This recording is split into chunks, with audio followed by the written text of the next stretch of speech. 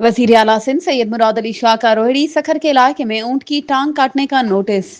बेजबान जानवर के साथ इस तरह का सलूक किसी सूरत बर्दाश्त नहीं।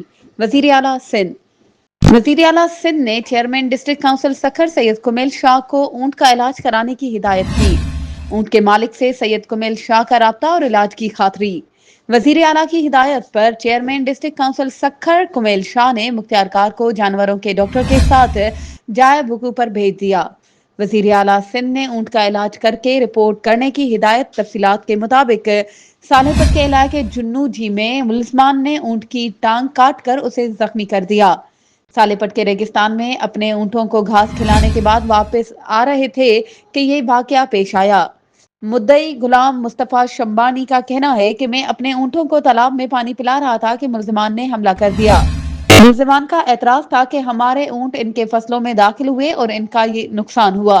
तीनों मुलजमान ने कुल्हाड़ियों से हमला करके ऊंट को शदीद जख्मी कर दिया। पुलिस ने वजीर आला सिंध की हिदायत पर थाना कंधरा पर मुलजमान के खिलाफ मुकदमा दर्ज किया।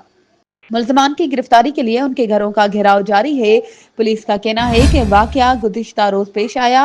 वजीर आला सिंध की हिदायत पर chairman district council Kumail Haider Shah ने रात गए जख्मी ऊंट का इलाज के लिए कराची रवाना कर दिया। कुमेल हैदर शाह ने कहा कि जानवर पर तशद्दुद करने वाले मुलजमान के खिलाफ सख्त कार्रवाई होगी। दूसरी जानिब एसएसपी सखर अजहर खान मुगल ने पुलिस को मुलजमान की गिरफ्तारी के लिए सख्त अहकामात के बाद पुलिस ने इलाके को घेरे में ले लिया। एक मुलजिम को गिरफ्तार कर लिया गया।